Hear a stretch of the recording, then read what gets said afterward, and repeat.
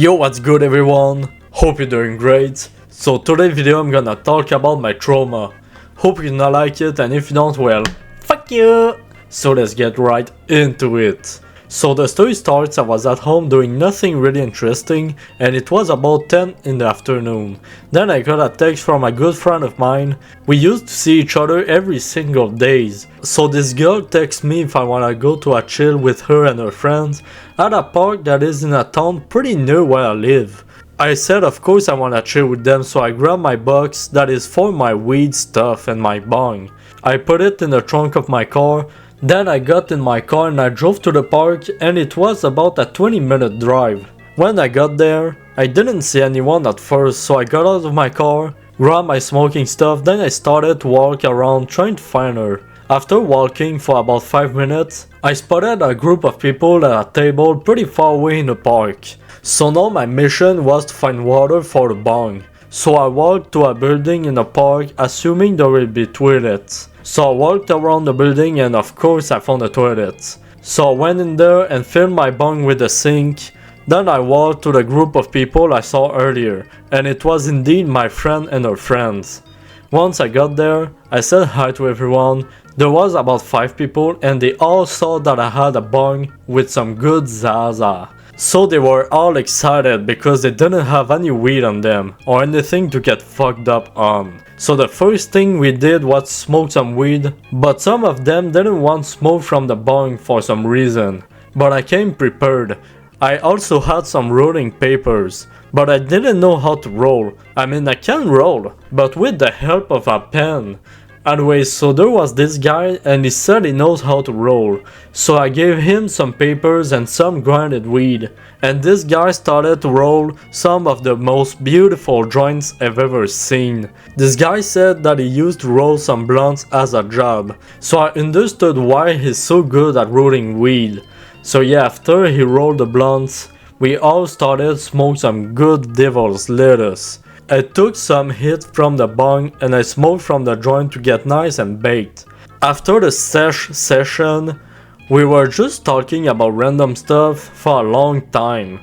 Then I checked the hour and it was past midnight. Then I checked the date and I didn't even realize it was my birthday. I swear to bro, I didn't fucking knew it was my birthday. So I told everyone that I just turned 19 and they were like, happy birthday bro. I was so happy at this moment. We just kept chatting together and smoked a little bit more for some time. Then at around 3 in the morning, we decided that it was time to go home.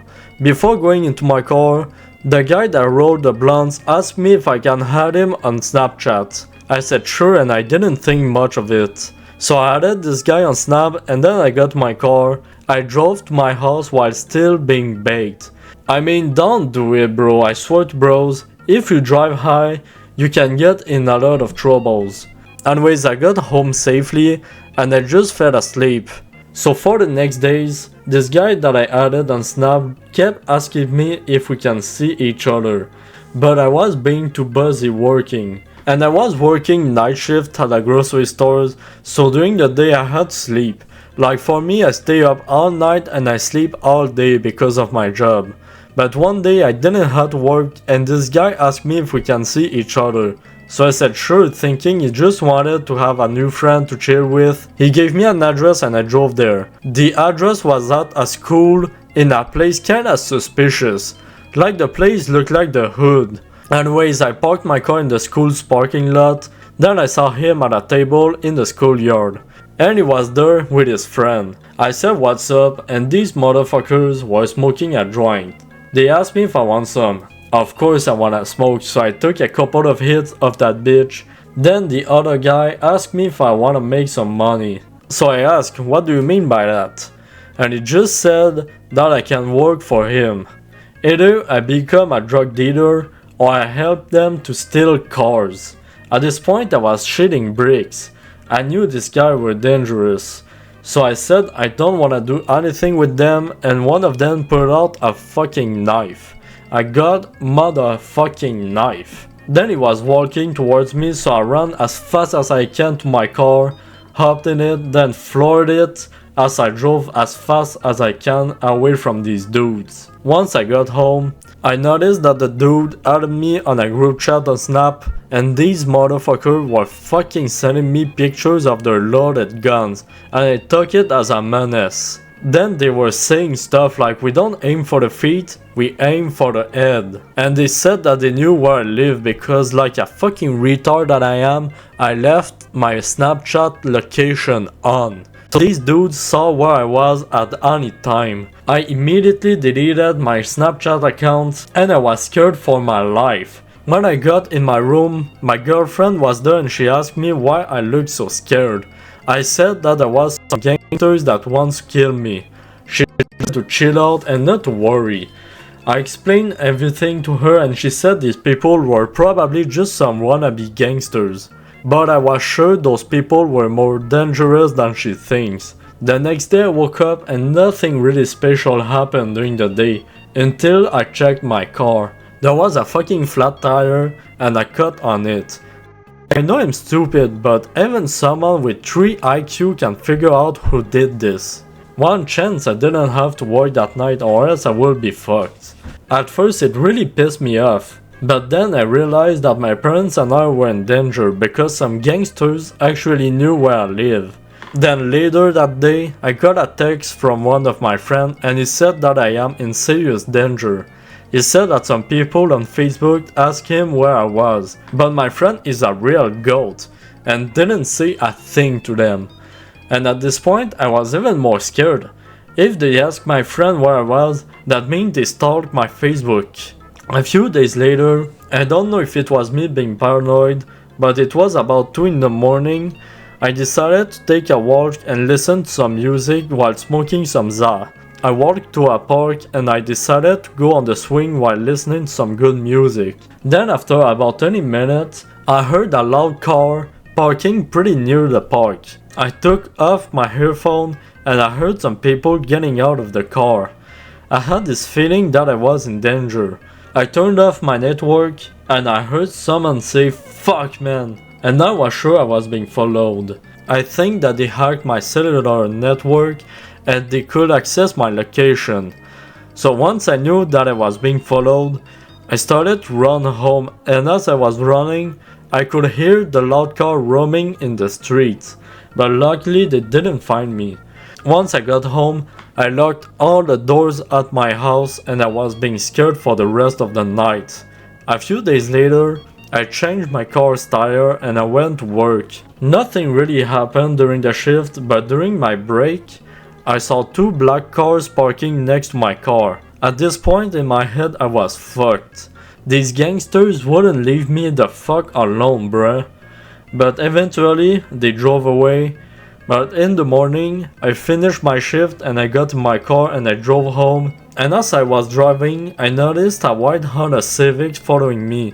At first I didn't think much of it, but at some point I checked in my mirror and the dudes in the Civic were wearing a ski mask. And at this moment they noticed that I was watching them in the mirror, so they immediately took a turn. I mean, at this point I was either being really paranoid or these people really followed me everywhere tracking my phone.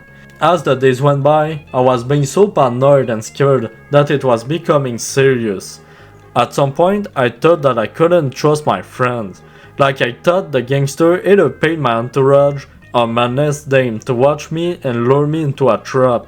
I didn't even trust my own family. Every time I finished my shift and I got back home, I smoked some Zaza and one day I could hear my parents speaking and they were saying my every move. Like when I play video game, I could hear them saying stuff about me and they were also insulting me. It kept happening almost every day. At some point I thought that there was cameras in my room and my parents were spying on me or some shit. I told my coworkers what was happening and they said that I was tripping. After a moment, I literally lost my job because I was being too scared.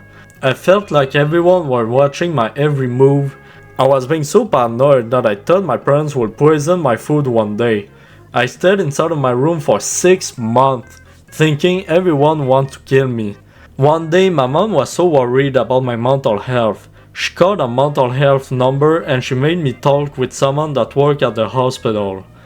They asked me if I wanna go to the hospital to get my mental health checked, and I said yes.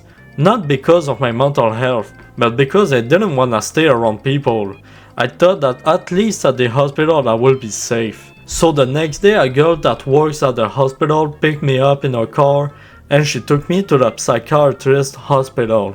I talked to the psychiatrist and she said that I had so much stress. I actually did a psychosis, a paranoid psychosis. She also said I might be schizophrenic, but it's too soon to tell. So I stayed in the hospital for about 2 weeks, and during my stay in the hospital, I met some of the most interesting people. Like there was this dude that had voices in his head, and the voices kept telling him that he's retarded.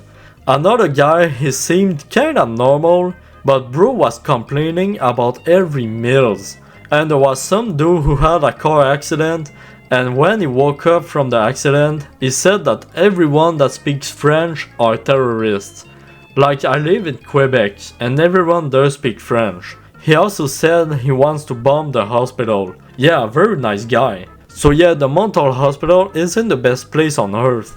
Like we can go outside, smoke, and we get our phones 3 times a day. At 9:15 to 9:45 in the morning, 2:15 to 3:15 in the afternoon, and 6:30 to 8:30 in the afternoon. So for the rest of the day we literally do nothing other than eating. Like we literally become maggots. And I met a girl that works for the first psychotic episode and she's really nice. Even to this day I still talk to this girl. She takes some news to see if my mental health is getting better. Like she's my social worker and every week we got a reunion to speak about my goals and my mental health. The psychiatrist prescribed some antipsychotic for my psychosis and some antidepressant for my anxiety. So yeah, after 2 weeks, I asked my social worker if I can get out of the hospital because I couldn't stay here any longer. It's one of the worst places I've ever been. So my social worker asked my psychiatrist if I can get out because I'm not a threat to society, and I went there on my own free will, so she let me go home. Of course I was still paranoid, but I started to go outside more and more and also went to see my friends more and more. I started to realize I was being too paranoid for nothing. Of course it took me months to feel safe outside and to stop having anxiety, but my mental health is back. So yeah, that's it for the story. Hope you liked it. Like and subscribe if you want, and goodbye.